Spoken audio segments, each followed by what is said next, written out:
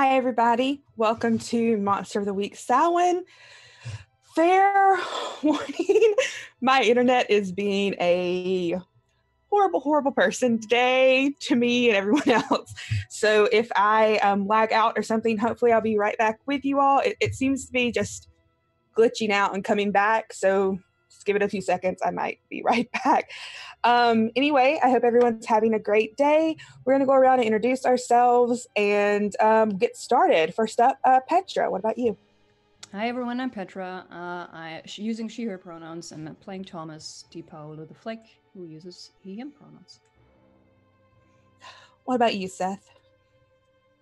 Hi, I'm Seth, he/him, and I'm playing Charlie Vanderbrook, who uses she/her, and she's a professional. Dingo?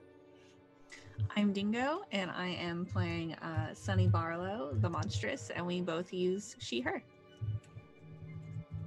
Jess, what about you? I am playing Hanu, who is the spooky, and we both use they, them pronouns. And last but not least, Greg. Hi, my name is Greg. I'm going to be playing Ben. He is the chosen, and we both use he, him. Back to you, Katie. And I am Katie. I'm your keeper for Monster of the Week. I use she, her pronouns, and I play everybody else. And the whole time, I literally only heard the last two words of everything that was said in that. So it's going to be a fun session this morning. I'm going to let you all catch up to whatever's happening. I think we're good right now. Okay.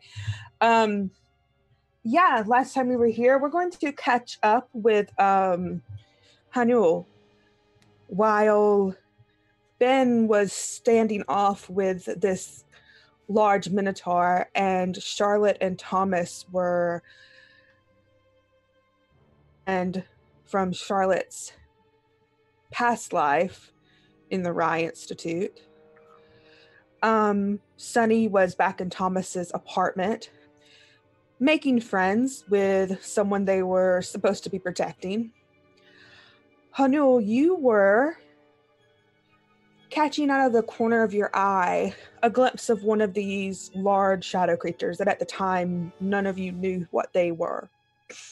You would come to find out later that these were the corrupted souls of the children that had went to the House of Solomon. But at the time, you had no idea.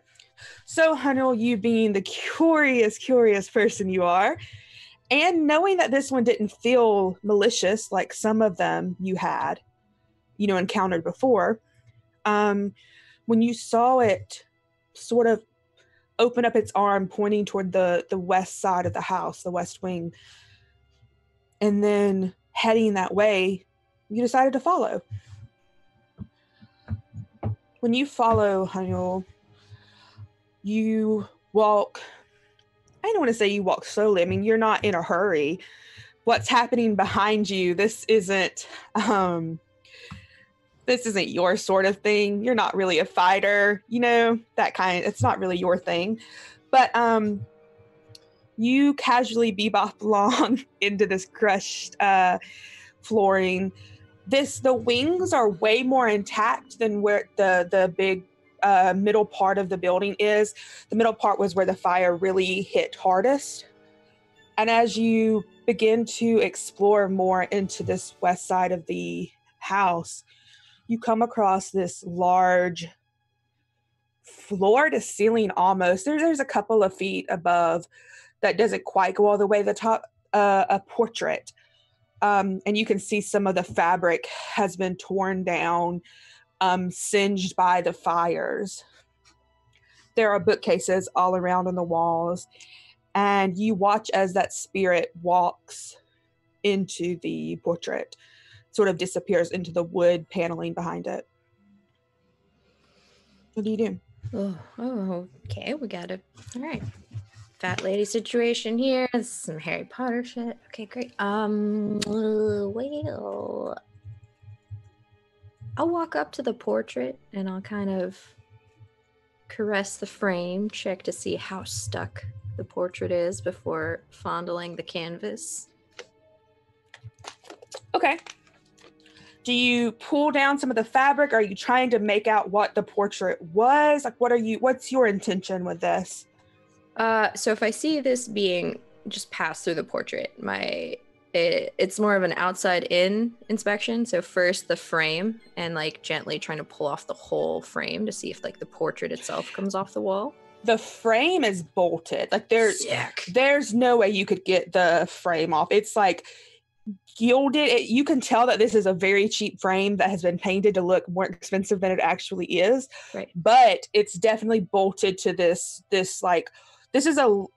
is a wood paneled bookcase. There are books lined on each side of this wall, but it's bolted to the end of this bookcase. As one does. Okay, I will gently caress the canvas part of the actual painting and kind of actually pay attention to what the painting is, if there's anything on it. Yeah, as you caress it up, you ignore the singed bits of it, and it's very tall. And you're not short. You're taller than average, right? Or are you more average size? I think I'm average, 5'5". Okay. Yeah, you're able to lift it up a little taller than you are, and you can see that you sort of get to, I would say, a little bit past the shoulders to the bottom of the face. You can see that it's a bust of a man. You can see the curled gray mustache, but that's about all you can make out. I'll just kind of lean in real close, get my face like right into maybe a singed part, and I smell the painting, and I'm like, am I supposed to follow you? You don't hear anything for a few seconds. A couple of seconds pass, and then you hear a loud thump, and that thump echoes through it sounds like something's dropped. Oh, yes. Okay, I've played enough puzzle games to know this. So someone's dropped a key somewhere for me to find. Yay. Can I like detect where that thump startled me from? I'm sorry, it froze up. What did you say? No. That's my fault. I'm sorry. No, okay, no worries. I would like to try and detect. So I jumped at the sound and had a mini heart attack. But I'm like, okay, a key. Someone gave me a key, because that's how computer games work. I want you to roll to investigate a mystery. So roll sharp for me. Sharp. Beep. Ooh, a 13. Oh, sick. Yeah, so is this, you advanced your weird, right? You didn't advance your sharp. Just want to make sure. Okay. On a 10 plus, you hold 2. So you get to ask me any of the following questions at any time. You don't have to ask them all at once, just during this scene. So what happened here? What sort of creature is it? What can it do? What was it going to do? What is being concealed here? Or if you would like to use both of your holds to ask a specific question, you can do that. I believe I heard you say what is being concealed here. Yes, I did. An option, so I would definitely like to ask that one. Yeah, you peek around and look, and there's definitely a book on the floor that wasn't there before as you walked in. Naturally. I'm gonna shuffle over and squat down and look at the book before I touch it. Can I notice the title? There's no title on it. There's nothing on the front or the back, but this looks to be a very, very fine quality leather. It's not skin or anything. Don't worry. I'm not like that. Don't worry about that. That's like one of my things. So I just want to make sure y'all know, because that bothers me. Fair. It's just very, very, very fine quality leather, and it seems to be wrapped a couple of times and tied tight with twine. And it seems to have Aptera carved in the bottom right-hand corner of the leather, like, put in it very carefully in a very beautiful script. Interesting. Very good. Fuck it. I'll just pick it up and the moment you touch it, your skin begins to sizzle and singe. You're going to take 2 harm. Yep, I was kidding. I'm just kidding. That was dumb. I should have known better. That's fine. The figure you had seen before Mm-hmm. sort of sticks its head out of the bookcase and looks at you. These things don't really have eyes. Where they have eye sockets, it's glowing lights, almost like it doesn't make a light, but there's something there. Almost like you can see their emotions by the intensity, and it sort of makes a face almost of concern and looks at you and looks down at the book, and then it just sort of shakes its head slowly. Yeah, I deserve that. Okay, fine. I can get judged by weird creatures. It's fine. I'm fine. Hopefully you're fine, and I'll pick up this book a different way. It flies out and then goes over to the portrait again, and you watch as it disappears into the portrait once more. Listen, I don't have that trick down. I am working on that one, but I am not a ghosty. After a moment, as you're waiting, it sticks its head out again, looks at you, looks at the book, flies out and repeats the process again. I have a pen on me, so I try and pick up the book via the twine. Okay, I'm going to have you act under pressure. Real cool. Cool. I'm not cool, but I will always pretend. Remember, if you have any special moves on your sheet you think all you gotta do is just talk me into it. I'm not hard to be talked into anything. Not. Greg used a special move against me, the one who wrote the move last time we played. Oh, so it's fine. It's fine. No, I'm good. I feel cool. I feel cool. You also have an advantage left, Jess, I believe, if you would like to use it, and you have luck, which if you roll, luck can be used after you roll. Advantage has to be used before. You're really encouraging me. So I'm just saying. You said you're not cool. You're not cool. I am your it's keeper. Okay. I have a -1 charm. I have a 0 cool. I'm feeling. And I root for you. Thank you. Less. I might use luck on this. We'll see. Okay. Okay. I'll explain luck for you. So luck can be used to. You can use it after even I explain to you what's going to happen. Cool. Luck can be used to make a roll of full success 12 or to negate any harm. So do you want to know what's going to happen? Yeah. You're going to get hurt again is basically what's going to happen. That's cool. Okay. And harm, I'm at -2. You're at 2 right now. Yes, you took 2. Cool. If you pick this book up again, you're going to get hurt, but you're going to have to try to find another way to take it with you. Thick. So even with a pen not touching. Okay. Well, if you make this a success, then you can take it with you. So with the luck, I can do that. Yes. I'm feeling lucky. Okay. Mark off a luck. And you pick it up, hold it out in front of you very carefully. And you're going to walk out of there with this book. Would you like to do anything else in this room? I'm going to learn that trick one day. I whispered to the campus. I'll follow you. Find you. You all meet up and you head back to Thomas's apartment where you meet Sunny with Lucy. You notice that there's another person with you all named Molly May, who is an old friend of Charlotte's. We left us off with, I believe, Sunny and Ben talking to Lucy on Thomas's bed, and Ben feeling this just overwhelming need to protect Lucy, and Thomas sort of ruminating on the voices that he had heard back at the House of Solomon, that it was meant to be for Ben to be next. That's just how things were. And also Charlotte not knowing where Molly May was. So we're going to start off proper with both Thomas and Ben rolling their starter session moves. Whoever wants to go first. If you want to read those out and roll for them, that'd be great. Sure. Greg, you want to start? I will. You can go right ahead if you're ready. I have to fire things up, but Yeah, go ahead. I will do that.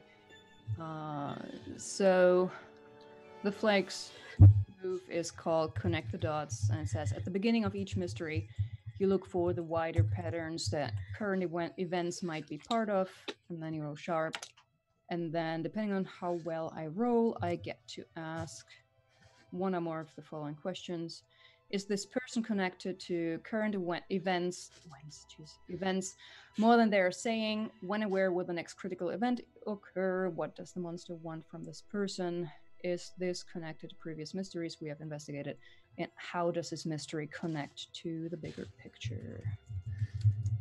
And so I shall roll sharp, was it right? Yep. Yes.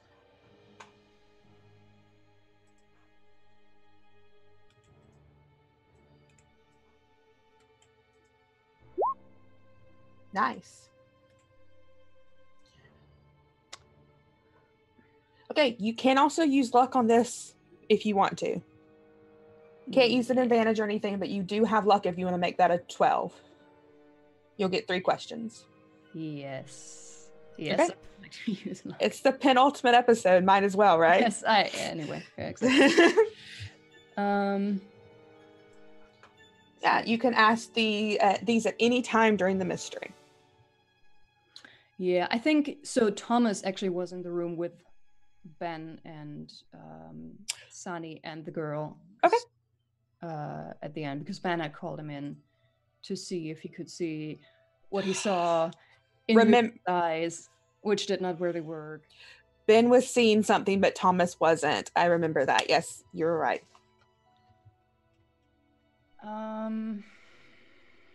We'll think about that. We'll come back. We'll go ahead and roll Ben's move. Go ahead. Destiny's Plaything. Absolutely. So at the beginning of each mystery, roll plus weird to see what is revealed about your immediate future. On a 10+, the keeper will reveal a useful detail about the coming mystery. On a 7 or 9, you get a vague hint about it, I'm assuming. On a miss, something bad is going to happen to me. So, let's roll some weird. Yeah, I'll take that luck. Did this happen last time you rolled this move too? Yes, and I was viciously attacked. So I will spend a luck, and I'm allowed to do that after, right? Yeah. Yes, you can do that after. Mm-hmm. Okay, so on a 12, yay! No one saw me roll. The keeper will reveal a useful detail about the coming mystery. So, reveal a useful detail, please. You look into... You've been having this problem with Thomas not, seeing what you were seeing in Lucy's eyes. But you look in one more time, Ben, and even though you've been doubting, you know without a shadow of a doubt that what you see now is true.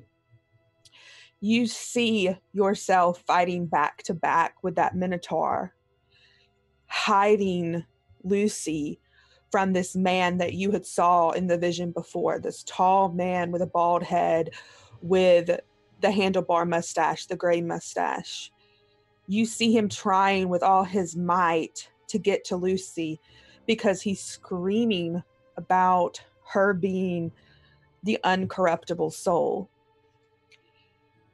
And you see him hollering up to the sky for Paimon and what he was promised. It's almost like you're there, that even though you know you're not, and you're seeing this in her eyes in the split second, that you are, this is like it's almost happening. You're there, Ben. And you snap out of it almost as quickly as you see it, almost like the vision you had with Tony. But it didn't happen. You didn't actually see it, but you saw it. Did it feel like a premonition or a past experience? It felt like a premonition, almost like you are fighting toward that. Like that's what you're going to. Like that's just what you're supposed to do. Then, ever a being of faith, he will take solace in that. Not mention it, and just smile at Thomas. And Thomas, you once more, you don't, I mean, I'm not sure if you're still close anymore, but you don't see that in her eyes. Yeah, I think Thomas would definitely notice that Ben is looking once more, and I think this has happened often enough that he would notice that he saw something. But as this is happening, I think Thomas is mulling over the whole thing himself. And so I'm keeping 2 questions for later. The only question I'd like to ask for now is, how does this mystery connect to the bigger picture? How it connects to the bigger picture. What does Thomas specifically study in his studies of occult and things like that, Thomas? What do you specifically study? Well, so far it was mostly elemental based.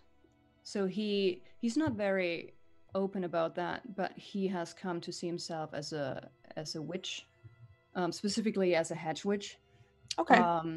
Because on the one hand, he's working with the elements and trying to harness them, but what he hasn't really told anybody is that he's also started to work with the spirit energy,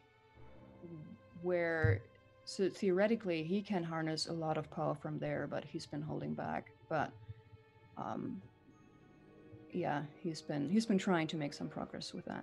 That's perfect, actually, because all of this you've been picking up, and the spirit, you've been feeling these disconnects and this difference in the energies around you going from place to place. The fact that you went to the House of Solomon and there was nothing there is particularly unnerving. Hearing about these corrupted souls and such, and you haven't had a chance to dig into the book that Hanul found, but all of this is not right. I mean, you know that, but it's really not right. This is the work of someone, specifically a witch, who wanted to be more powerful, and by doing so has given up years of their own life in order to become immortal, and doing so by working with demons and devils. And that's something that witches don't, I mean, it's that type of stereotype that witches work with demons and devils, but they don't. You know, that's that, it's a horrible, very harmful stereotype, but this one has fed into that and sort of put their life and that name on the line. And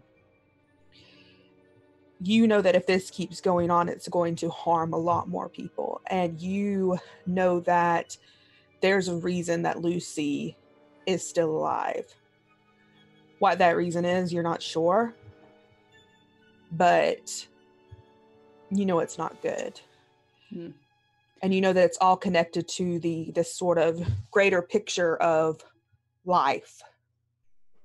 And what you do see, Thomas, as you're sort of thinking this through, pacing the room, looking around, as Thomas is looking in, as Ben is looking in Lucy's eyes, she looks genuinely pained and scared to be looking at him. Not in like a she's scared of him way, but she's in a worried way.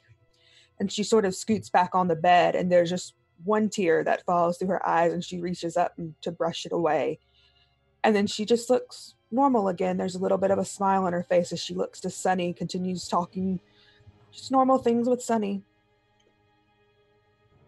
All right. Take some mental note of that. And I know that last time Sunny said that he wanted to go and get Lucy some clothes. So I don't know how this is going to proceed, but I think Thomas would look at Ben and say, "Do you have a moment?" I sure do, as soon as I unmute myself.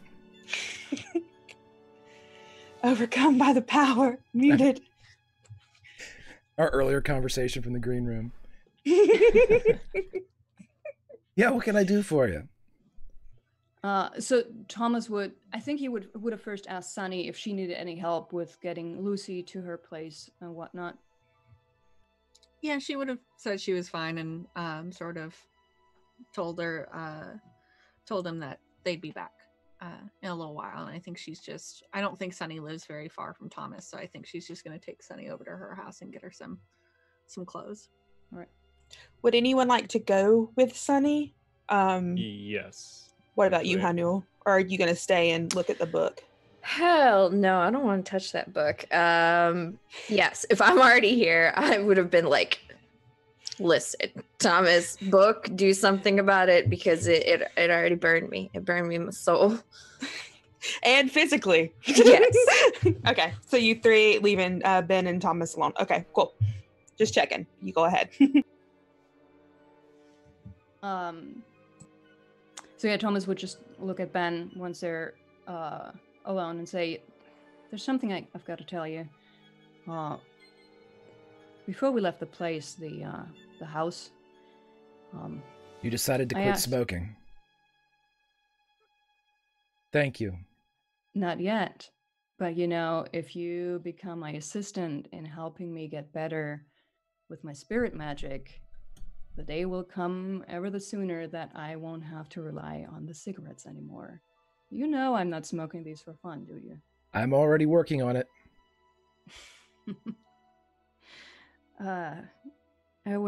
Yeah. I think you caught when I told Hanul that the voices there, they kept saying your name. Actually, yours and Aptera's. Like, two parties arguing with each other. And so before we left, I just asked the place one more time why I was interested in you. And all it said was, "'Cause he's next." And then he's just waiting to see Ben's initial reaction. Ben doesn't react to the knowledge that he's next, because if what he just saw is a premonition and not some type of past experience being kind of conveyed to him and he believes it to be a premonition, he knows he's next. It's odd. Does he say that it's odd? Wouldn't that then be a lie? Yeah. It's tiptoeing on the truth, so yeah, it's not exactly true, Thomas. No, that's perfectly fine. And Thomas just says, maybe the place just picked up on your chosenness, but at the same time, I don't trust it one bit. And I especially don't trust the spirits that linger at a place like this. So just when we go back there, be careful, okay? Absolutely, I will. That would also be another lie.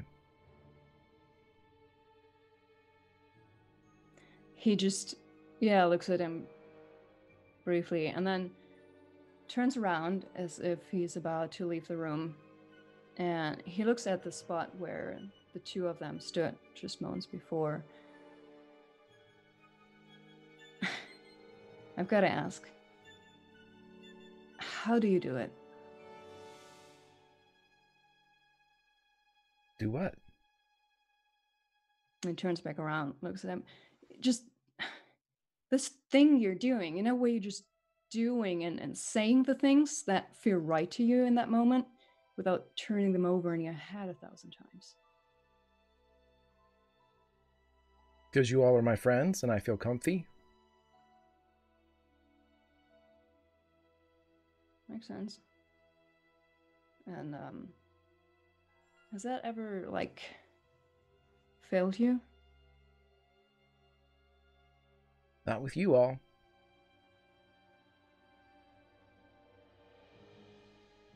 Sounds good.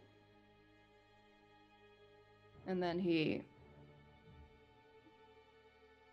proceeds to wait, where even are we? Are we still in the bedroom? I think so, yeah. And Yeah, he walks to the door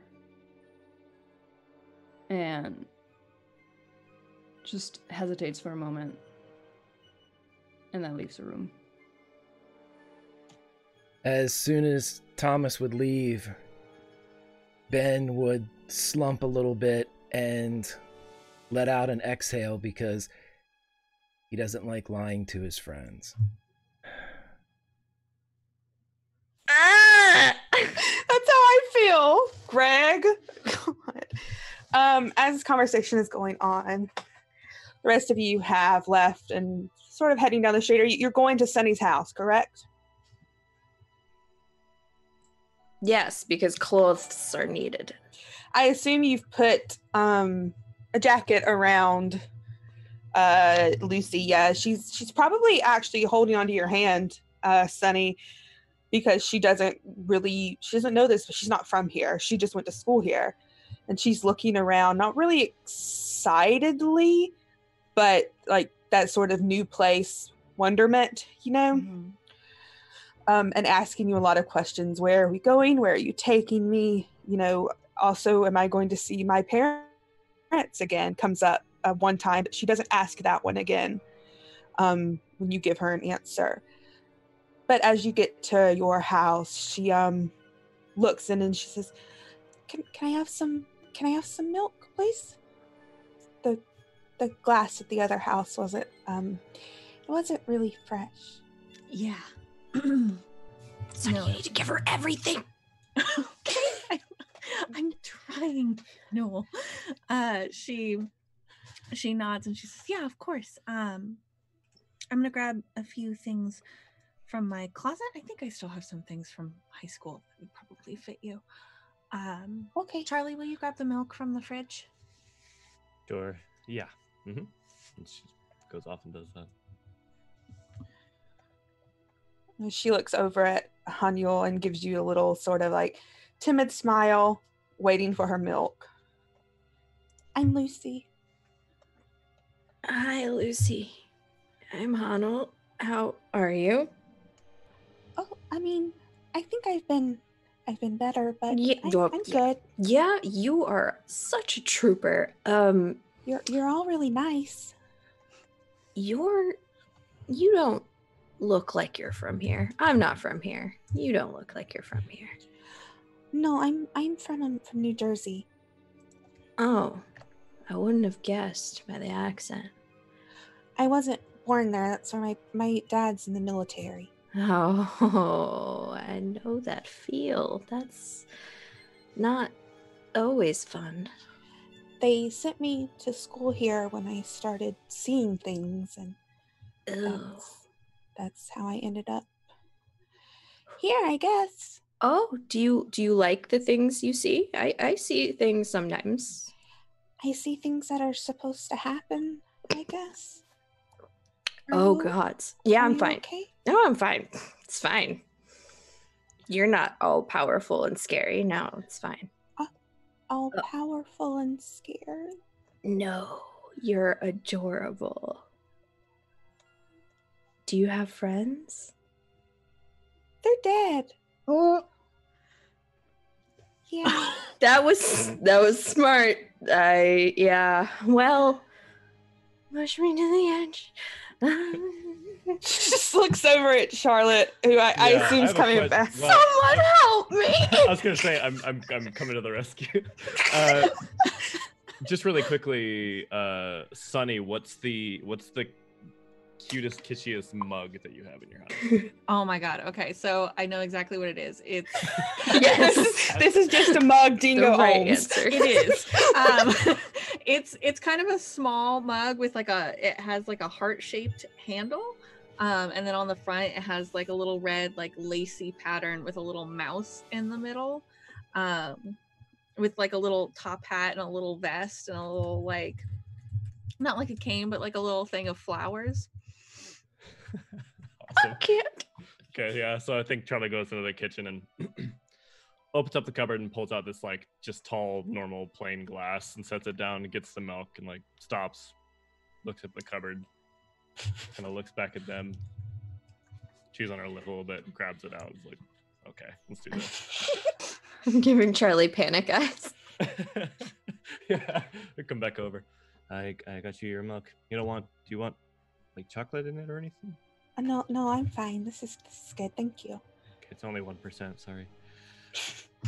She just takes it and takes the soap. And after a moment, she looks up at you. I have a question, if it's all right. Sure. I don't have to go back, do I? No, not ever. Can we promise that? Okay. Doesn't matter. Oh, wait, do I have to go back? No. Wait, did Honorable say that out loud? Yep. Oh no. Okay. Okay. I'm getting mixed signals here. Yeah. Yeah. I think Charlie kind of gets down to eye level and is like, "Okay, I'm telling you though, you don't ever have to go back if you don't want to. Okay." Okay. That doesn't mean that things won't be difficult or complicated, but I'm telling you that we are your friends and we will do everything we can to help. Okay? I want you to roll charm and manipulate someone. Oh, Oh, God. Oh, God. Oh boy. Oh boy.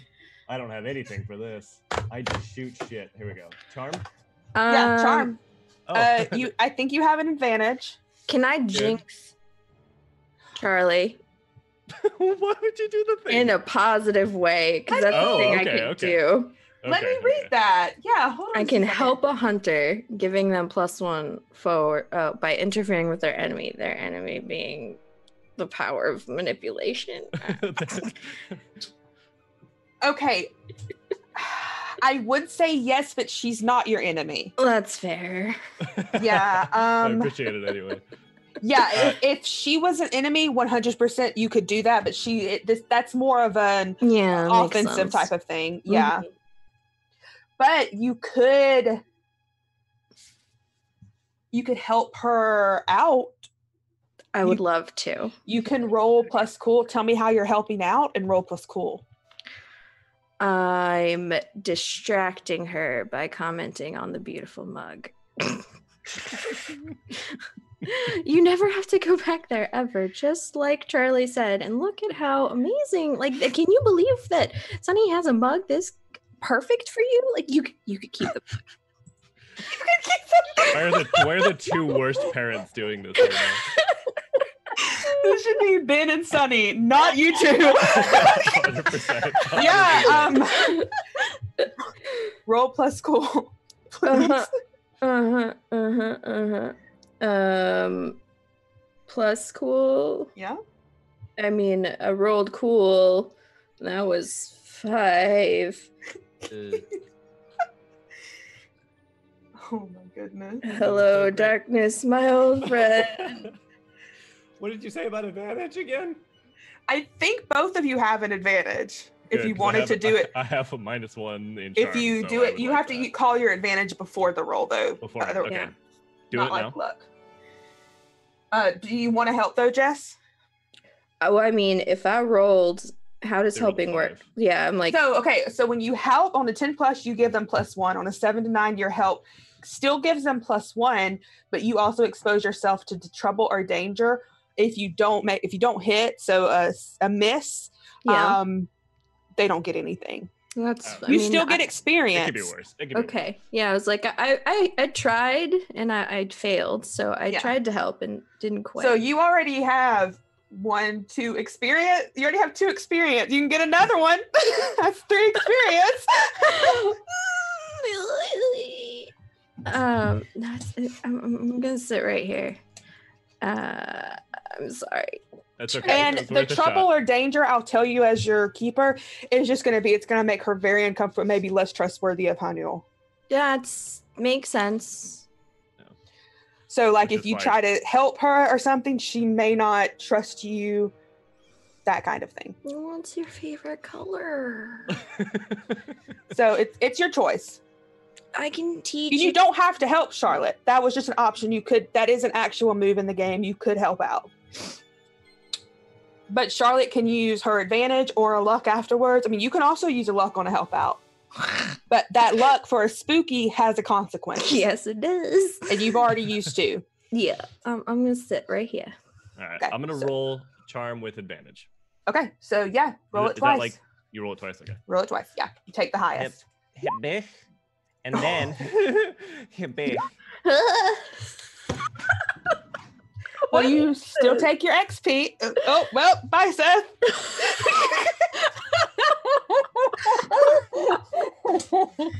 I'm so mad. I just hit want to the help post the myself. child. He's become a babushka, and Why do you do this to me? you still get your XP, and you can use luck on this if you would like to. Sure. Okay. Fuck it. The feelings that I, Jess, have towards the child Baby Yoda are the feelings that Hanul has towards this kid. And I'm just like, oh no. It's too So- violent. On a 10 plus. They'll do it for you for the reason you give them. It's sort of like you're promising something, but she's going to trust you. That, you know, it's, So is that how the luck works? Like I just take a. yeah, you just mark off a luck and it's a 12 plus. Okay, that's right. That's right. Luck gets rid of harm or a 12 or makes it a 12 plus. If you ask too much, they'll tell you the minimum it would take for them to do it for you, or if there's no way they do it. But she looks at you. She looks contemplative for like a moment, like it almost like it might be too much for her. Mhm. Because this is scary for like a 13-year-old. This is probably the scariest thing she's ever been through. Scariest thing an adult, you know, most adults have I was probably gonna ever say, been through. I'm 30 and I'd be pooping. Yeah, so she's terrified. She looks at you and she seems to take a deep breath and gather her thoughts, and she just takes that mug and throws it back, chugs it like she's taking a shot of whiskey, and she sits it down and goes, milk mustache all over her face. She goes, okay, this is gonna be hard and tough, but I'm gonna get through it. And Charlie's just like, and then just holds up a fist bump. Yeah, she looks at it for a moment and then like squares her shoulders and puts her little fist up and just hits yours.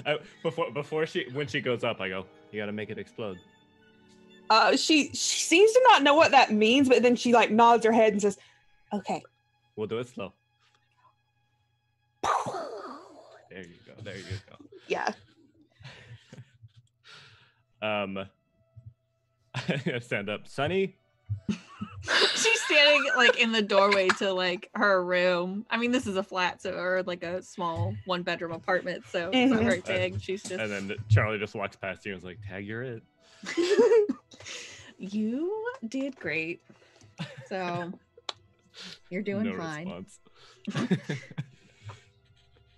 Yeah, she's carrying like a t-shirt and like just some jeans or leggings or whatever, and she says, all I had was this Alanis Morissette t-shirt. I'm sorry, it's really old. Who's but- Alanis Morissette?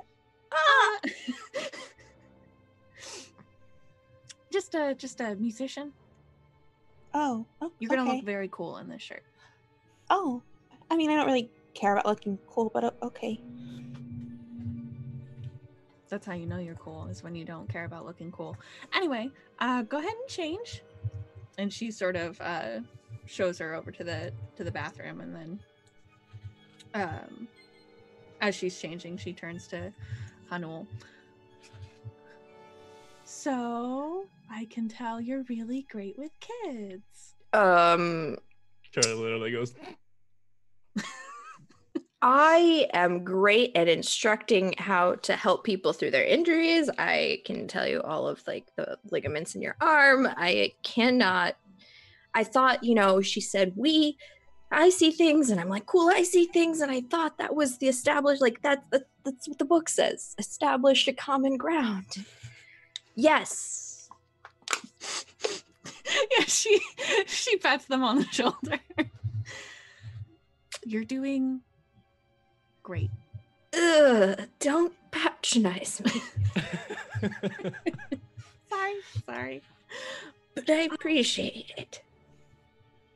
Did she tell you about the things that she sees? Well, not recently, but I mean, she sees more than I see in the sense that she sees the things that can happen. Well, a future seer, maybe? Like an oracle? Yeah, sure. Okay. Did you see anything while you were gone? Oh, well, at this point, they're almost cute to me, but the same little creature at the hospital was following me in this house, and I think they might be corrupted little kid souls. And I found the book because they led me to the book, and the book was carved with Aptera, and now I really hope we could save some of those souls. Book. Did you leave that at Thomas's? Because Oh, I think Lucy fuck. was looking. I for mean, it. heck yeah, I did. It hurt because I touched it because that was the smart thing to do. I really feel like you know better than that by now. But skipping over that, well, I think we need to go back because I think Lucy was looking for that book. Oh. I mean, I snapped a picture of it, and you see like this really awkward, like a corner in the spine picture with me holding it by a pen. And I'm like, is that enough to send to Lucy? Well, I mean, we'll just show Okay. it to her when she comes out. Oh, great. As you're all having this conversation, there's sort of a moment of too quietness coming from the bathroom that you had just sort of heard her bumbling around getting dressed, and you hear a loud shriek from a 13-year-old little girl. Beeline. I will literally kick the door in. Oh, she's frozen. Yep. So So means much we just do it. concern. We just do it, and everything's fine. It's Hold on. fine. Silence She after Beeline. accidentally You knocked back, over you back? the shampoo. Hold on. Okay, Hold you're on. back. You're Everyone good. froze, and I didn't get to say what I was going to say. It's okay. She was gonna- screamed. She screamed. You hear a loud shriek from a 13-year-old girl, and we're going to jump to Ben and Thomas. That's what I was trying to say. You should have all known that was coming. I shouldn't have even had to say it. Ben and Thomas, while the other three have been elsewhere with Lucy, what have you been up to? Haniel left their book with you that they had found. And Hannel, you told Thomas that what But happened it when burned me. Yeah. Oh, yeah. I was like, don't touch it unless you're confident. Yeah. Maybe don't so even then. I would say Thomas asked Hannel to leave that book on the kitchen island, and so now he's just standing in front of it, looking at it. Katie, could you tell me again what the book looks like? Was there there she is. Not skin. It was not skin leather. Yeah. It's not skin. God, if y'all only knew how much that creeps me out. It's But, really, It's really not a messed up. pleasant thought, so it should be creeping you out. Oh God, I can't. Ugh. It's a very, very well-worn leather, like very expensive.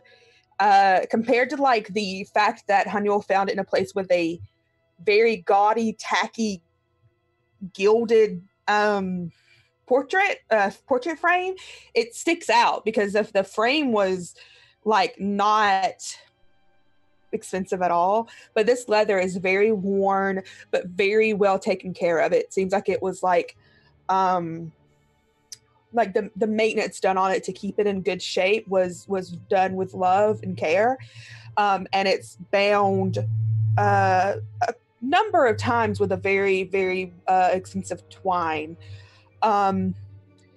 Actually, I want you, being what Thomas studies and such, I'm trying to think of a move.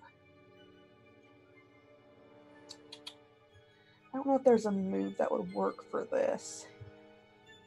I'll just tell you it's fine. There are various little, besides seeing the word Aptera in the right corner, there are various little warding sigils around it that you would recognize very easily. All right. And so he just walks around the book, sort of around the kitchen island, sort of looking at it from all sides. Interesting. Very interesting.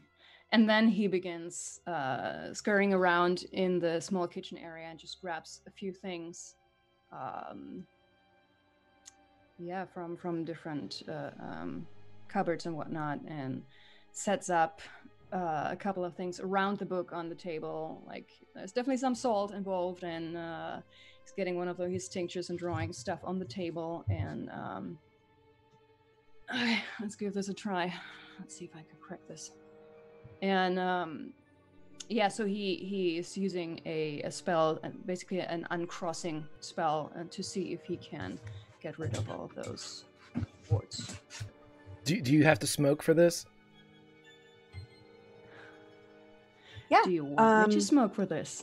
No. I asked if you had to. No. I mean, it sometimes helps, but honestly, my apartment is warded 1,000 times over, so I don't really need my cigarettes in here. Not even as a focus. Okay. Give me a weird roll for use magic. This isn't big enough to be big magic, so you're good.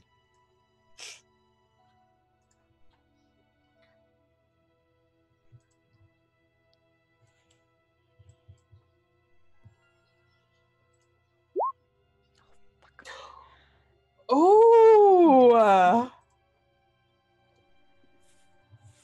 Fuck it, I'm using another luck. What is this session? This has been... Well, you'll get to mark experience. It's still, even with using luck. On a 10 plus, it works without issues. Choose your effect. I assume it's going to be banish a curse from the object. Yeah. Okay. You guys are going to be leveling up. No problem this session.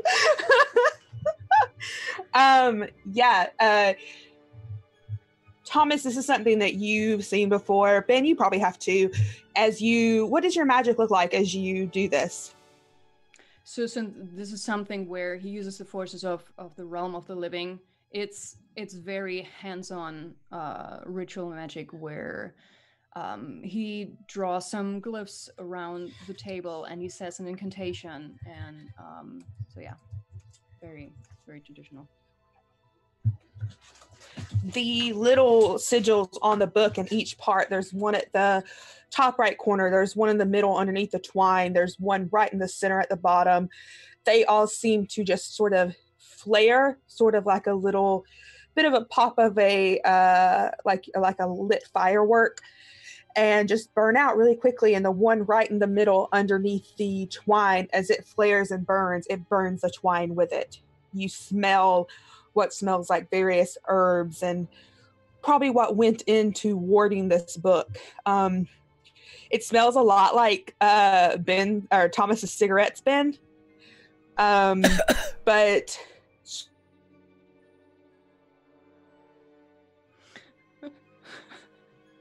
it's my fault. Seems clear. Okay. So I would say it's, I mean, I used to like, but I would say it's visible on Thomas's face that this wasn't just an easy quick spell. Like he definitely had to work against someone who knows what they were doing. But once the twine, everything is gone, he looks very pleased with himself, and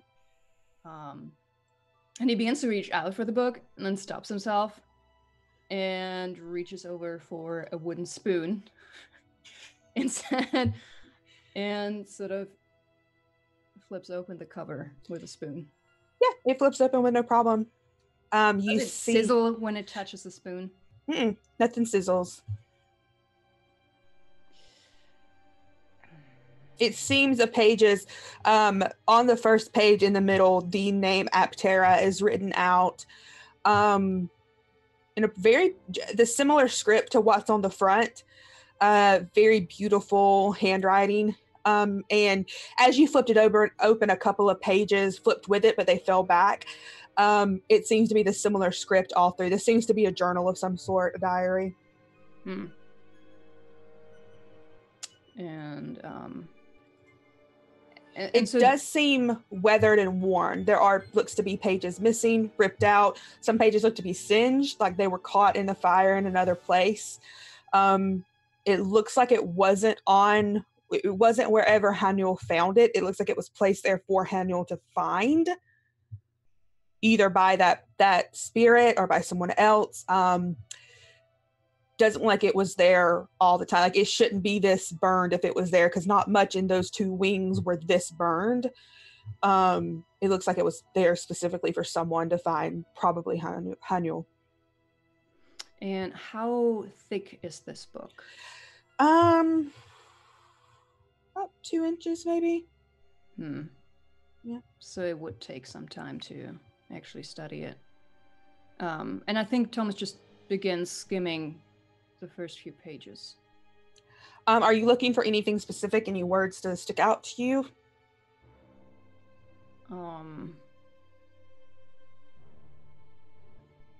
Yeah, I mean, he wants to. I think the two things that Thomas wonders about most is so why is Aptera doing what he's doing, and how does Paimon figure into all of this?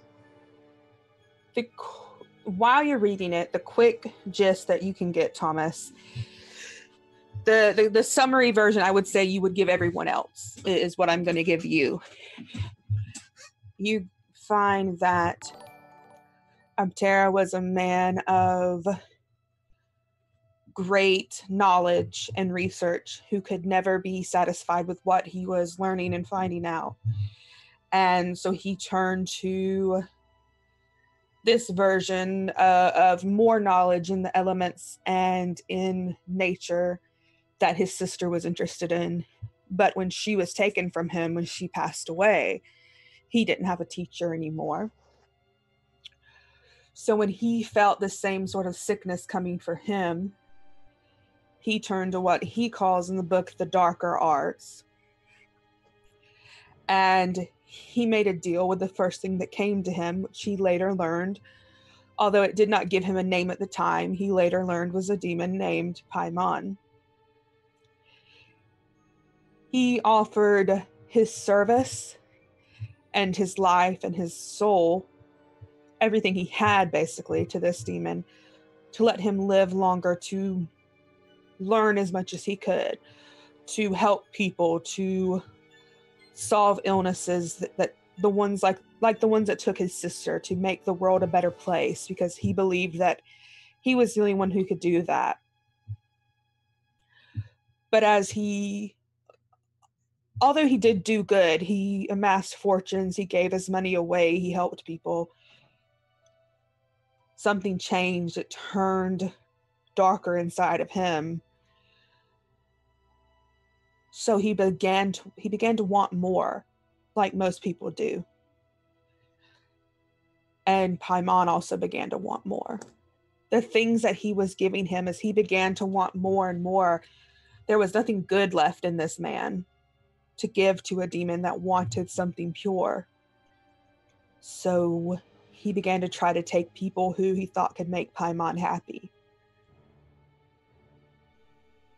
And I think while this is happening, I think Ben would get a pretty good idea what Thomas is reading, because he's just commenting what he's reading. Like, he's citing a few things, but then he's also commenting on it and sort of cursing in between. He's like, oh, fuck, damn it. Could have told you that was a bad idea.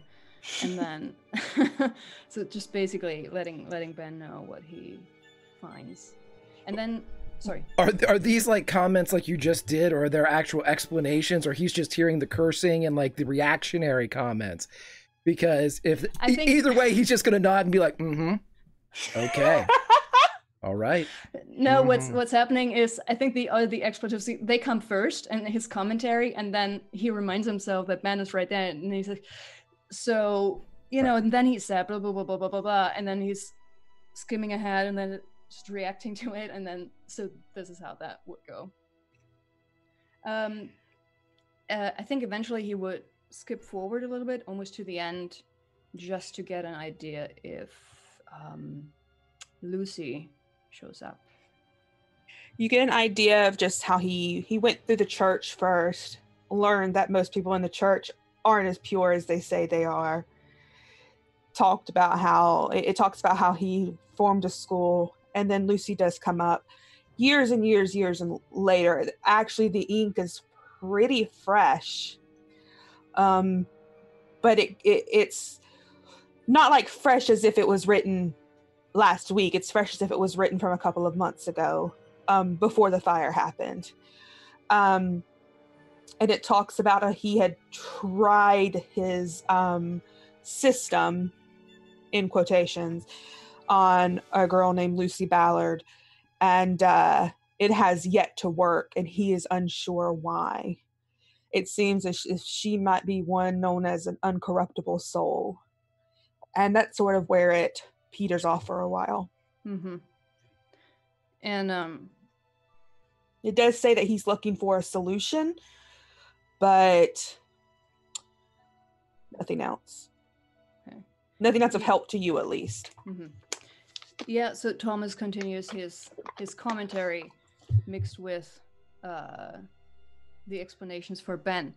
And sort of in the same flow as he does the commentary, he says, in between, just commenting on 2 pages, "Hey, Ben. Hey, Thomas. When we're done with this case, would you want to go out sometime?" And he tries to make it sound cool, but he's blushing like crazy. On one condition. Which would be? Oh, you know me better than that. All right, but I can't guarantee for what's going to happen if the cigarettes aren't around. Let me take care of that. I'm already working on it. I am the chosen one. But you are. Katie, as I'm getting running commentary about the incorruptible soul and everything, and this is Ben is the ink of the pen. He's not the hand that's writing. He's part of the process, but it's usually like the blunt force trauma part. Can I, however, roll a investigate a mystery here? Because when he hears incorruptible soul, that means something different in his line of work. Yeah, I would love for you to. Real sharp for me. All right. Oh, there we go. What are you trying to suss out here? For Ben, and as soon as you would hear an incorruptible soul, a soul that is incapable of corruption, incapable of defilement, or however else you want to put it, he immediately thinks of someone born without sin, a messianic type of figure, someone that could potentially be divine. Be a saint? Yeah. Be a saint. I want to make sure we're on the same page. Yeah, ask your 2 questions. Can I trade them in for one specific one? You can. Is Lucy a saint? You got it, dude. Huh, he says, and that's it.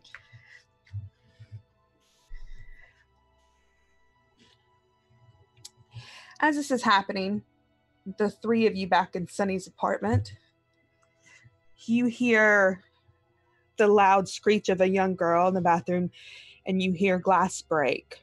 Yeah, what are you 3 doing? I'm beelining and kicking in the door. I need you to... We're going to say act under pressure. Real cool. Okay, I think I have something for that. Let me double check. Okay. Maybe not. No, it's read a bad situation. Fuck. Okay. There's something... No, that won't work either. Okay. You can read a bad situation for this. It'll just be... I mean, there is what's your best way in, best way out. But I'm not going to tell you what to do, but that is something you can also do for this. Okay. Well, I would roll cool instead of sharp. That's what the move is anyway. So I'm just gonna roll cool. Okay, cool. Right. Hey, yeah. There we go. Hell yeah! On a 10 plus, you do what you set out to do. You kick that door in. It splinters and shatters. You're able to. I'm gonna assume you kick right where the doorknob is, so it swings open. Oh yeah. You all three watch as one of those shadow creatures, not the kind that make you feel good and cuddly on the inside, Hanu, the ones that make you feel malicious, horrible feelings, are leaving, pulling Lucy out through the window. You see her feet. No. Gone. No. Sunny and Charlotte, you see two more in there, but Hanul, you see a room full. Red eyes instead of the white eyes, and they look like they're coming straight for you, Hanul. What are you gonna do? Ew, bitch. Sunny and Charlotte, you see two of them. Still the white eyes. I mean, they're very clearly malicious. They want you, but Hanul, this looks like your fucking version of hell. Sonny, why are there so many? I don't understand. What did you have on those clothes? They're big Alanis Morissette fans. Oh, jeez. I had a thing. I know I have a thing.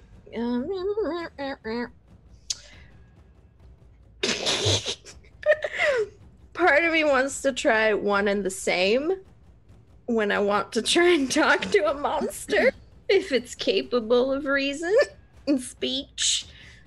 But I don't know if they are capable. Please don't eat me.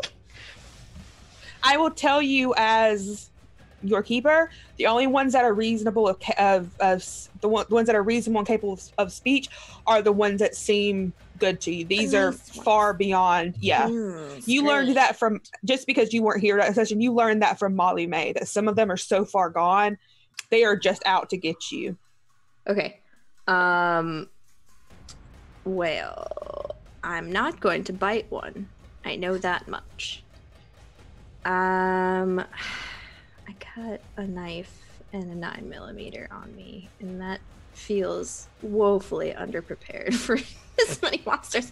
Are we all in the bathroom? Did we all None of you have actually went in. You're standing behind Charlotte. They seem to be coming out closer to you. Yeah. I'm like, because this is a small, like Dingo said, this is a small apartment, so very small bathroom. So I'm gonna reach behind or around Charlie and grab the door and close it around. And I'm like, no. Oh, shit. No. Yeah. Okay. Yeah. Sunny, what are you doing? Sunny's diving in to grab Lucy. Okay. There's barely anything there to grab. Just go around. Just chase him down. And the door is closed, so I'm gonna have to you to act under. I'm gonna go out the fire escape, and I'm gonna grab her on the fire escape. Okay, yeah, act under pressure, real cool. Can I jinx the monster that Sunny is chasing? Yeah, I'll let you do that. If I see Sunny running around to the fire escape, I'm like, you can do this. Actually, stumble. What I would say is you can give Sunny a +1 forward. Yes, that one. Yeah. Something after this. So roll weird. Hanul, you'll roll weird. Okay.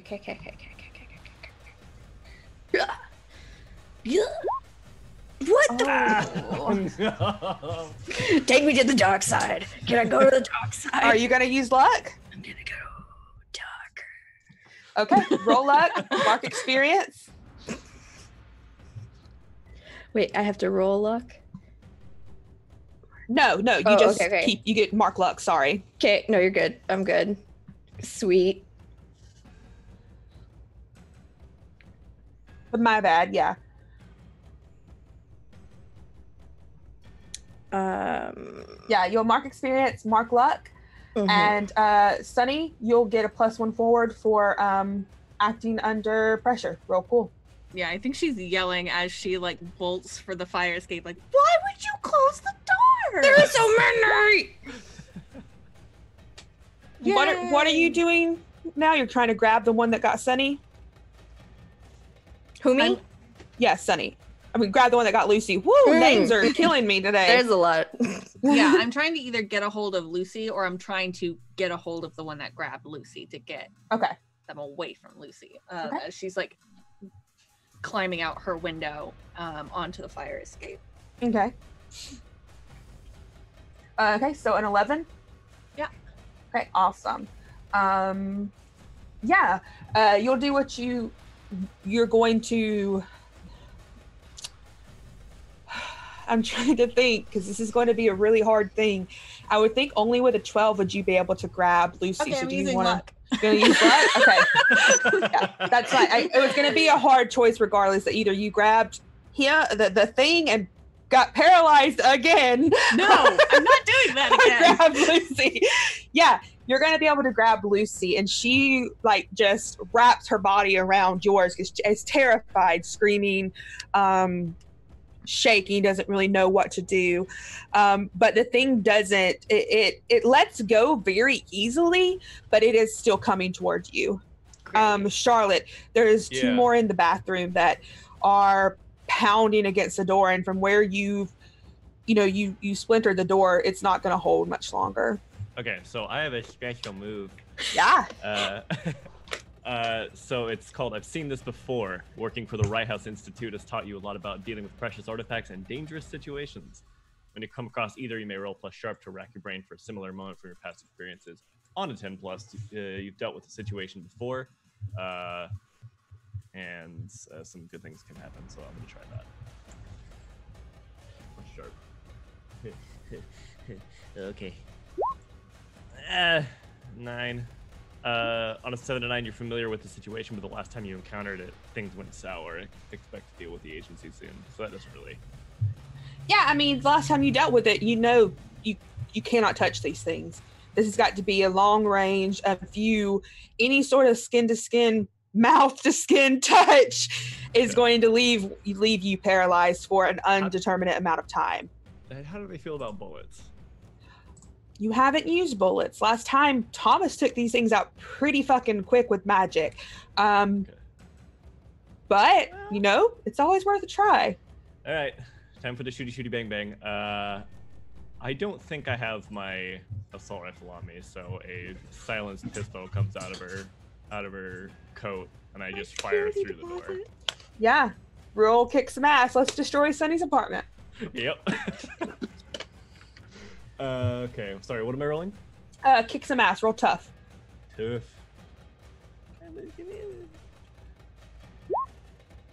Okay, 9.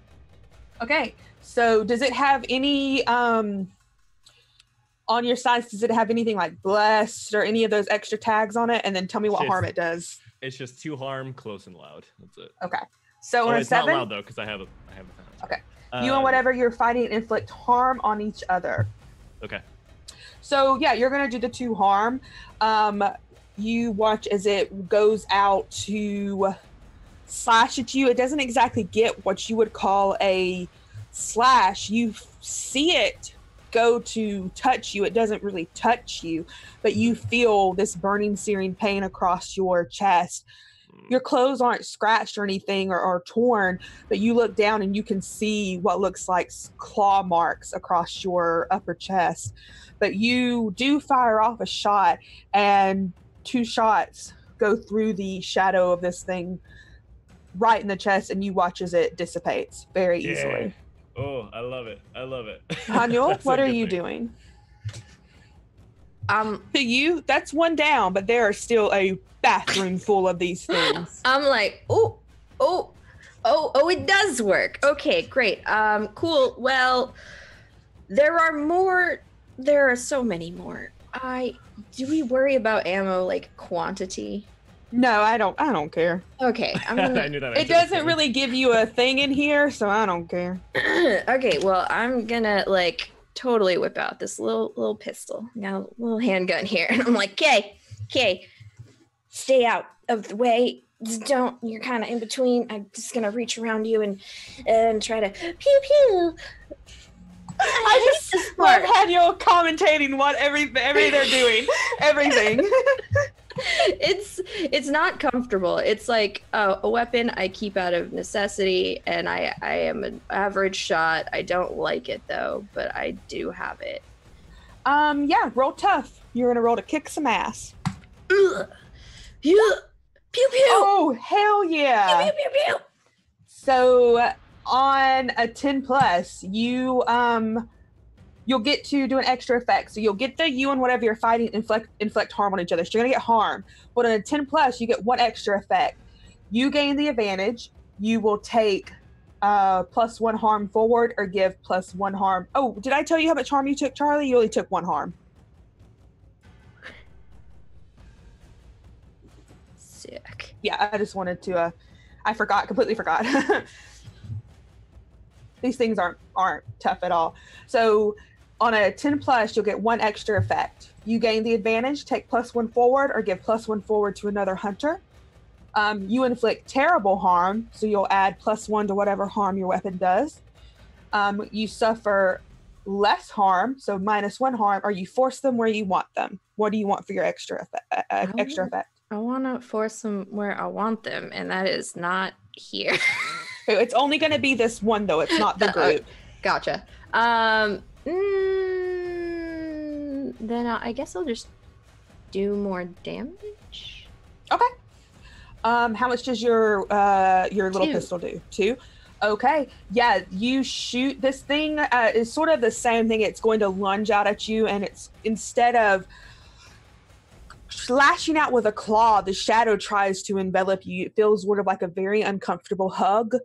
And for a quick moment, it's like it almost goes into your nostrils and your ears, your mouth, and it envelops you, Hanul, from the inside out, and your breath is taken away. You're going to take 1 harm, but you overcome it and you fire up as you can see those red eyes burning into your soul. And 3 harm, it dissipates quickly. Sunny, you're out on the fire escape holding Lucy to you, and she's yelling, go, go, go, go, go, as scared as can be. And this thing is getting closer. What are you doing? Oh, I'm going. I'm leaving. Goodbye. Are you leaving down the fire escape? Yeah, I think she's like jumping stairs, holding Lucy, trying to run down the fire escape. Am I fast enough to outrun this thing? I want you to choose. Do you want to act under pressure or protect Lucy? Protect someone.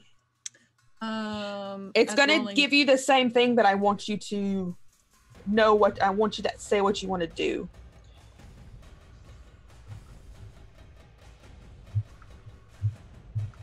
Well, I'm trying to get to a safe place. So I'll let you choose which one is appropriate, because I'm not sure. I'm going to say you're going to protect someone because you are specifically protecting Lucy, so roll tough. Okay. Yeah. Because he's so specifically wanting to get Lucy, the thing is.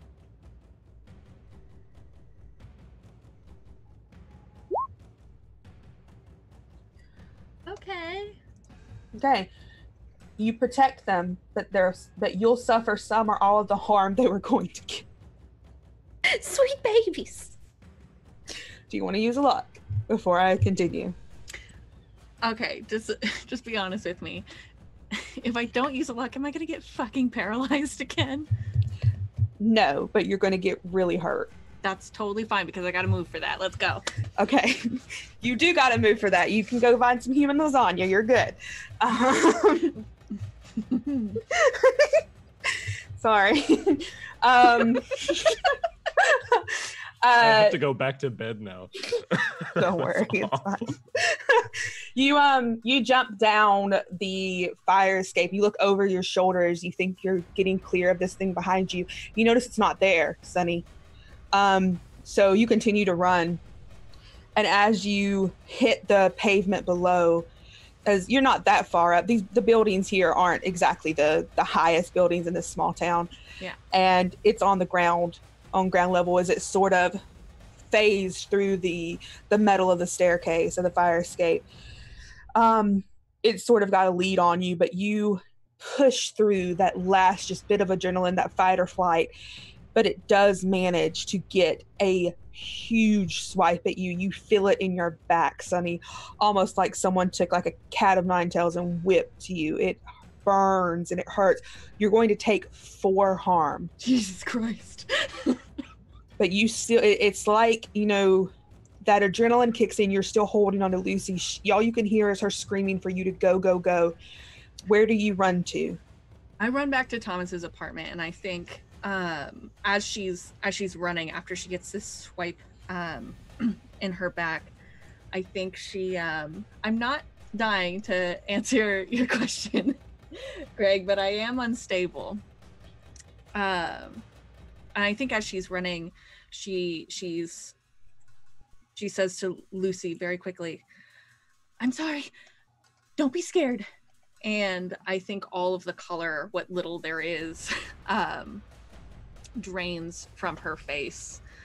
And her eyes sort of sink in and hollow out. And her jaw starts to unhinge almost off to the side, and her skin shrivels, and her nails grow long.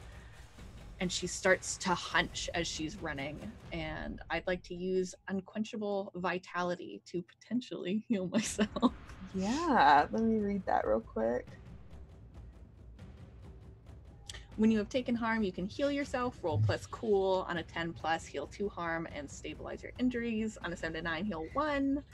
On a miss, your injuries worsen. Let me see that roll. That cool roll.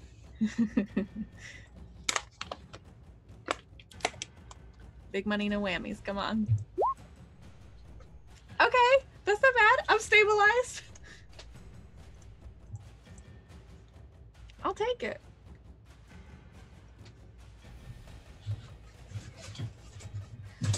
Do you want to keep that or use your luck?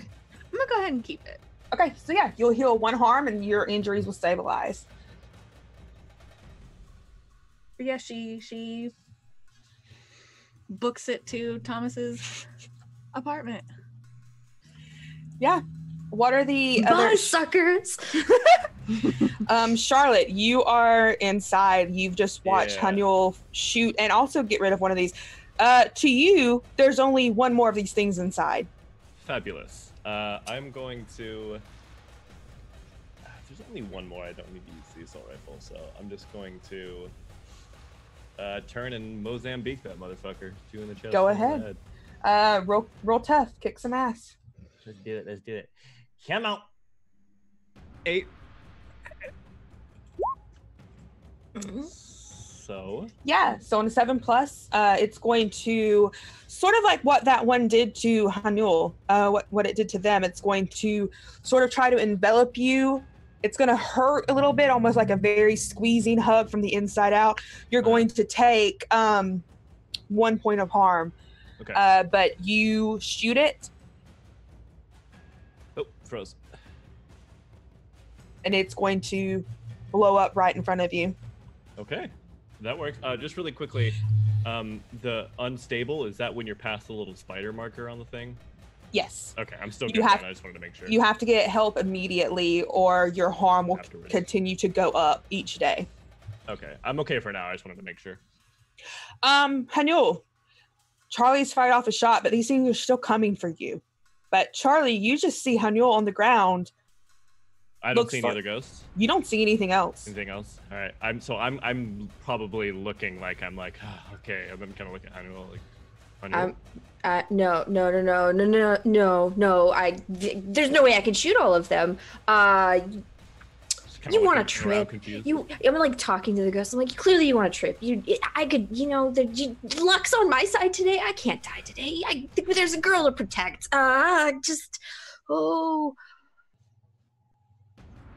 Charlie. Okay, all right, that's what I was waiting for. I'm just going to run and grab Hannibal by like the coat and try to get them out and just start running. Because if I can't shoot him, I ain't got nothing. so it's time to go. Yeah, I would have been like sprawling backwards Okay. anyways. Yeah. So, for sure. Are you two also heading to Thomas's apartment? Gotta go I fast. imagine. Yeah. Okay. Yeah, Thomas and Ben, it's been a little bit of time as you've been reading through this journal. You hear what I would imagine is a pretty panicked banging on Thomas's door. If Sunny even chooses to bang on the door, she might just burst right in. Yep. Yeah, I think you hear a snarl outside your door, and then it just slams open. And you see Sunny, describe her state now that she's healed up just a little bit. Dingo. I don't think she's sort of changed from when we saw her on the street. I think she's that same sort of sunken eyes, pale, shriveled skin. And I think she's got this almost like half snarl up. But she's not like, I think you've seen her in full-blown zombie mode, and you know that she's not there yet, but it certainly isn't good. And she's sort of hunched over, and she still has this, you can see where her dress is kind of torn in the back, where she got struck. And I think she just kind of, I don't think she even acknowledges you or talks to you. I think she just walks like back towards the bedroom, just as far into the apartment as she can. Dingo, do you think we would have as a team talked about some kind of should there be a safety protocol if Sunny is that close to full zombie mode? I don't know that Sunny would have been entirely upfront about how bad it can be, but if y'all had come up with a contingency plan in case it happened, I mean, is there? I mean, one question that would be pertinent is could she be potentially dangerous to us? Second question, will a snack help? A snack might help or hinder, but it's certainly better than nothing. Okay. But yes, she could be potentially dangerous to everyone. Rewind 10 seconds. I would imagine that Ben and Thomas were mid-conversation. Had just finished what we were talking about. We're looking at each other when that door blows open, yeah. I think Lucy is still just clinging to you, but she's got her eyes like squeezed closed. She's not looking at anything because this is just terrifying to her. I think Thomas's first instinct would be it's almost like going to a battle mage stance. That sounds really stupid, but almost like getting ready to cast something and then processing, seeing Sunny run past him, and then rushing over to Lucy. Lucy, what happened? As that would happen too, Ben would face the door, not say anything to anybody other than get behind me, as he pulls that rod out and the chain links down from that mace head. And again, this is Lin-Manuel Miranda doing the go-go chain dance attack from Kill Bill Volume 1 as he starts swinging it in varying arcs and lengths as he's just waiting by the door to see if anything's following them. And if it is, he's going to be not nice to it. Yeah, Thomas is sort of guiding Lucy over to the couch. And then he gets up and sort of looks into the room, and I would say he's kind of tuning in, not to speak to the voices, just sort of tuning in, and there's this very faint bluish light just around his pupils, sort of in the back of his irises, and he's just trying very hard to see if anything is coming that's not made of flesh and bone.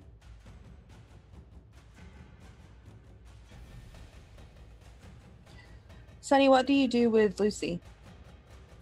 Yeah, if Thomas is indicating over by the couch, she would set her down, and then move as far away as possible. There's a voice in your head, Ben, that's telling you to get Lucy away from that thing. Not Sunny, not your friend. That thing.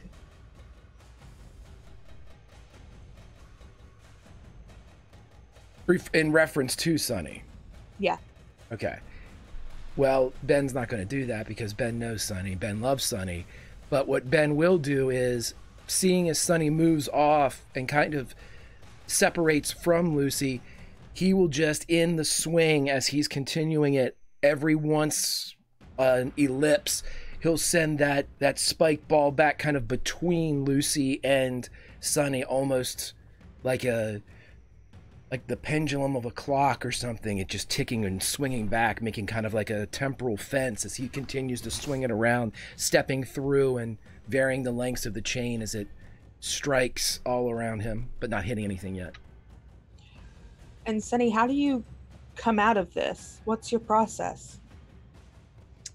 I think it just takes time, and it takes human contact, or it takes a snack. I would say that once Thomas just looked around to see if anything is getting closer, coming closer through the spirit realm, he would go to his very badly stocked fridge, but actually skips the fridge and opens the freezer. And he takes out just the tiniest container and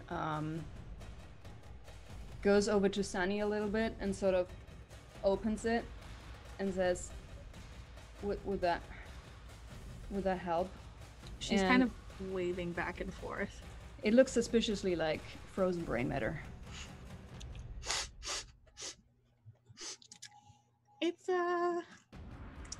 It's a thought sickle. God. Oh no. There he goes.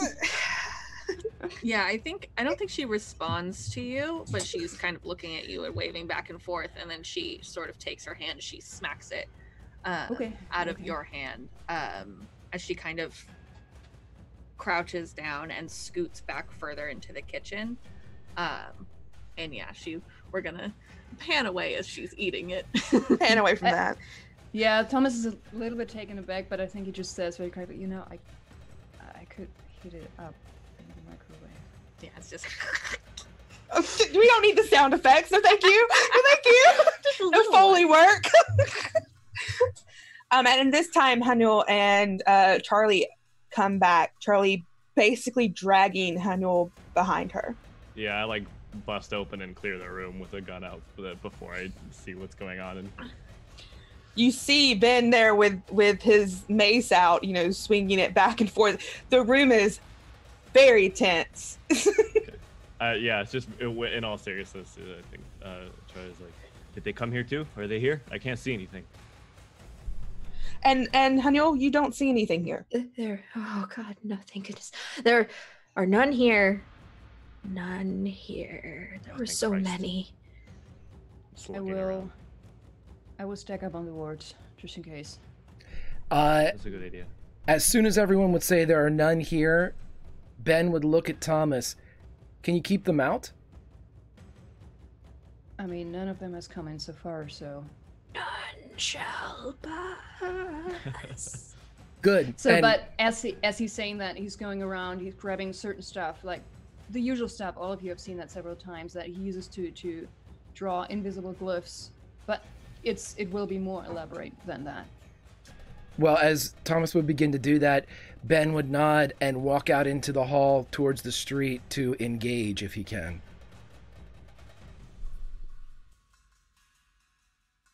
Like Ben's going back to the apartment? Yes. Like a lone wolf? Holy shit. After a moment when Ben leaves, Lucy, you all hear her stand up and she sort of clears her throat. They were after me. And she looks toward Charlie and she says, and I know you said that I don't have to go back, but I think I have to go back. Okay, yeah, just kind of walk up to her. I'm like, Well, then you don't have to go back alone.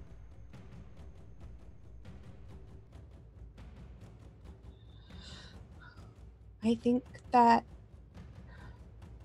I know where his hidden place is. Can you tell me that right now? You have to have that, and she points over at the book on the table. Right. And Thomas goes and just grabs it. Are you what? Oh, what? Ta-da. Well, fucking course. I mean, a fucking course. Oh, I know what cuss words are. You're right. You've seen so much. And so Thomas sits down sort of on the coffee table in front of Lucy. I looked through this. Was this what you were looking for? No, I was just looking to figure out if there was a way around it, but she turns a couple of pages in it, and there's a code that's circled. You don't know the meaning of the numbers. She doesn't act like she does either, but she says, on the bottom of his picture, you put that in. That's how you get in. I knew it.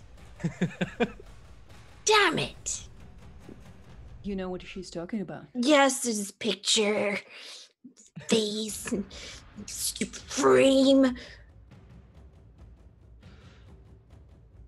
Huh. Couldn't find the keys. I could go if you needed my help. Figure out a plan. Where's Sunny? And She's in Thomas the corner looks. kitchen. Yeah. Thomas looks Naturally. to the corner. Okay, She's Charlie just just taking him Is on. Sonny okay? Thank goodness they rescued. I think can- that thing hurt her.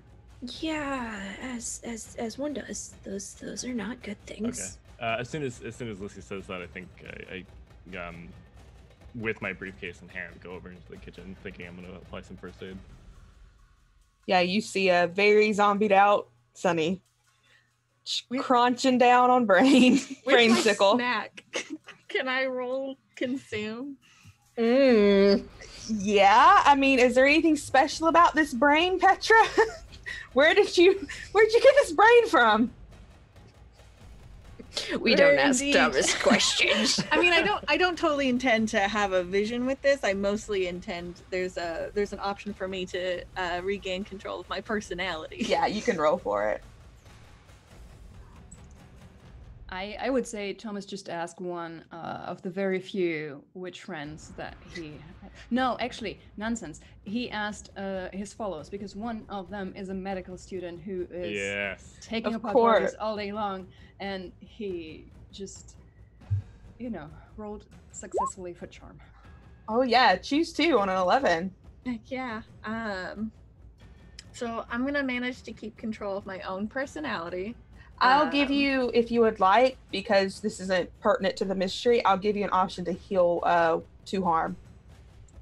Yeah, I'll take that. Okay.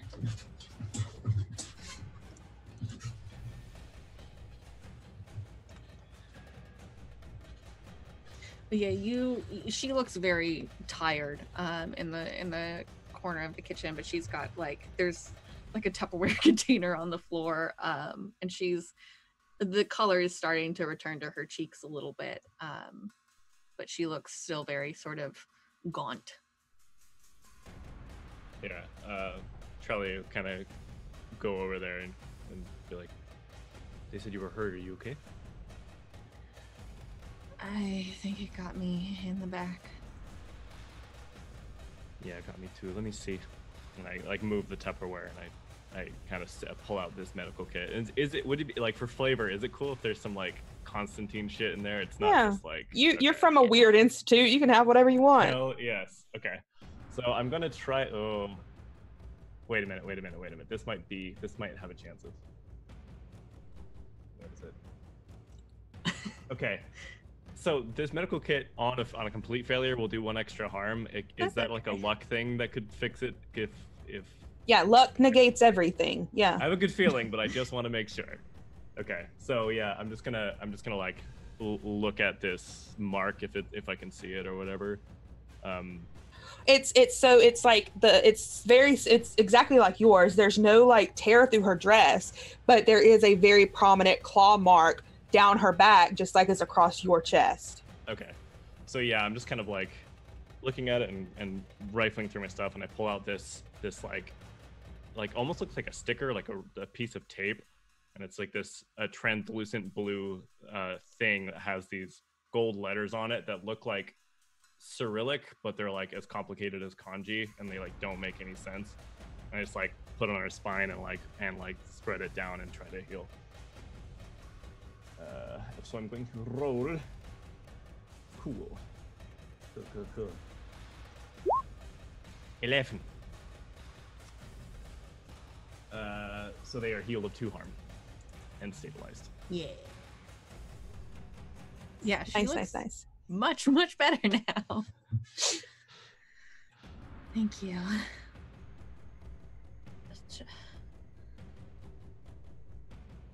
Charlie, quick thought.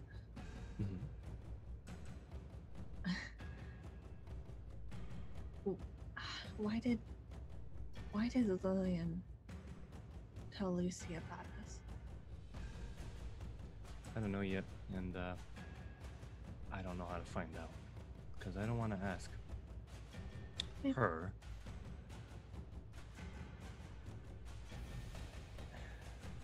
Maybe you hoping should. it feels like a last option, because I don't really want her to know where I'm headed most of the time. I was thinking, if we find this Aptera, we might be able to get some questions sideways. Gotcha. As long as you have a plan. Ish. Ben, where are you headed to?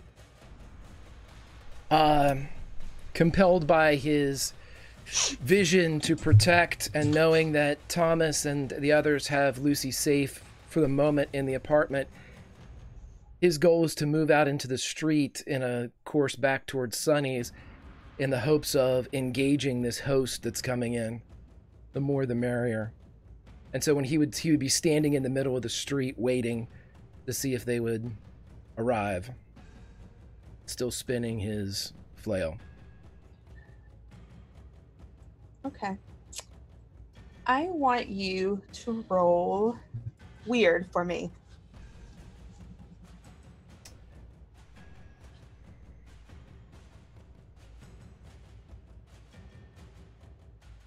Seven.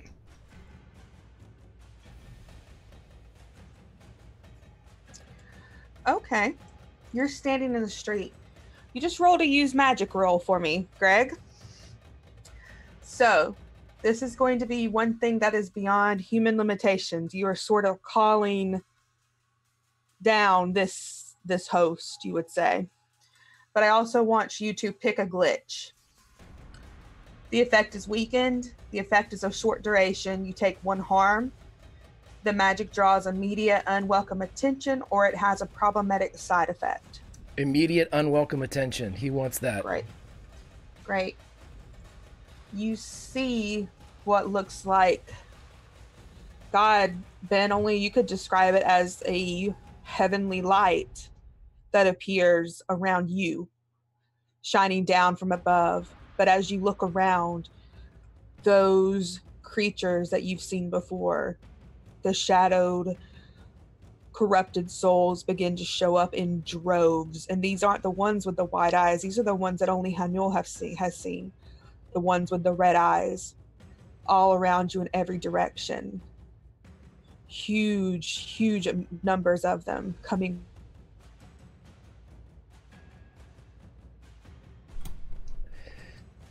Right. And that's where we'll end this week. Could I do one thing real quick? Yeah.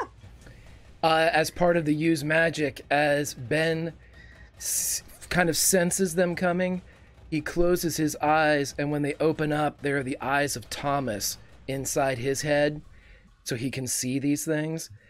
And he takes his flail and he spins it over his head. Almost, it begins to blur and looks like a solid. and for a moment it seems as if he lifts off the ground. He gets as high as he can above them, grabs hold of the nearest street light, and yells as this thing is spinning. "Come get me, friends. I've got a date. And I'm Jack the Lamplighter, y'all." And he's spinning it over his head. Oh my god. Oh my god.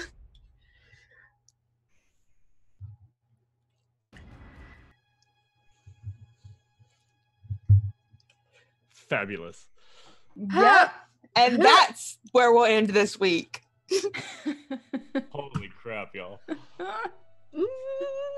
Oh, Jesus. Goodness gracious. Yeah. When my internet catches up, we'll go around and do intros. Outros, I mean. We can handle it. Yeah, go ahead. Take it over, please. No, I'm not taking up, but Petra, go. No, I mean, go. Do, please. Yes, I shall begin. Hey everyone, I'm still Petra. You can find me on Twitter. You can find the games that I write and publish on petravita.io. Yeah, oh my god, I can't wait for the next episode. That was it. Fantastic. Jess? Yeah, why not? I am Jess. Oh man, I have a lot of feelings. I really miss this group. I don't know what's gonna happen to us. Our finale. But you can find me at Burst of Hope on Twitter. It's probably the easiest place to find me. I'm doing things secretly, not so secretly. We'll see. I don't know. Awesome. Seth?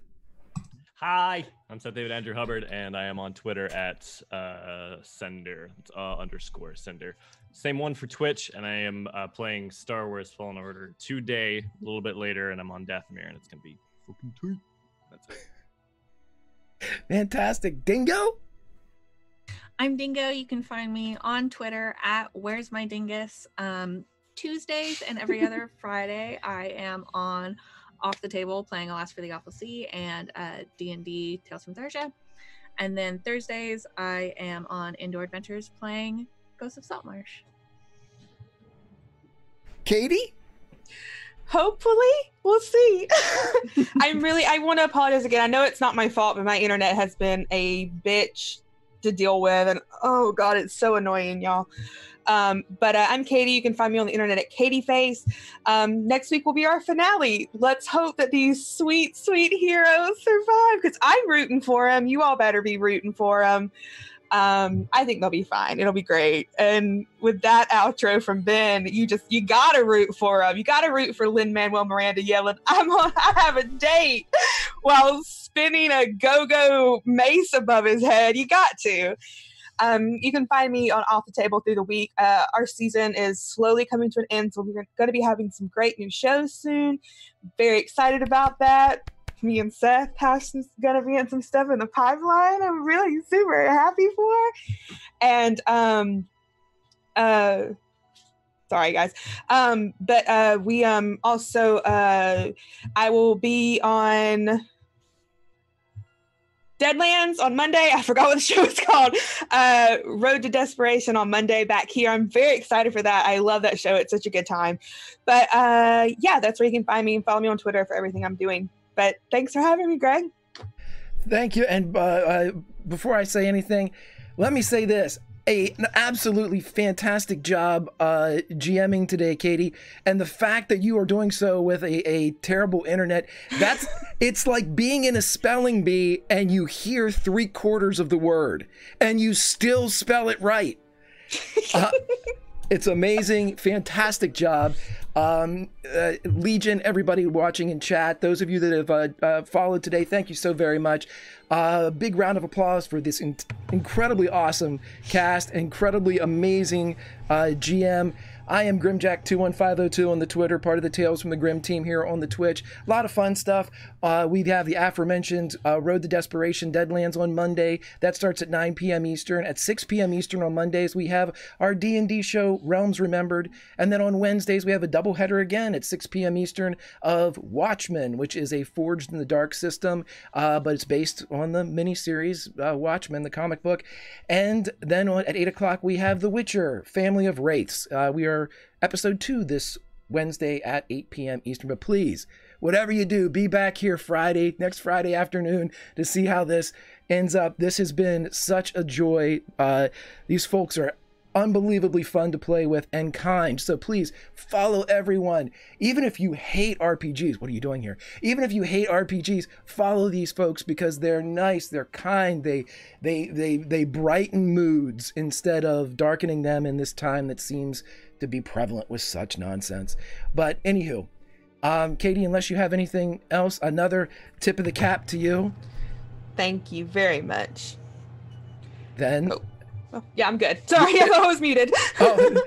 Then, as the campfire goes down, there's only one thing left to say. You can't always roll nat 20s, but you can always role play, especially with great folks like these. See you next time.